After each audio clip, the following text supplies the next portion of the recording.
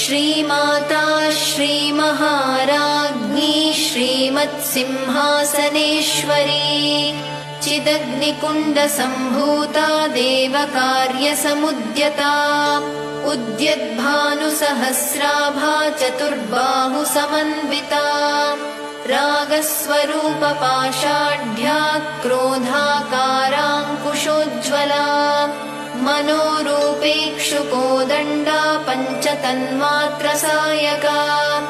निजारुणप्रभापूरमज्जद्ब्रह्माण्डमण्डला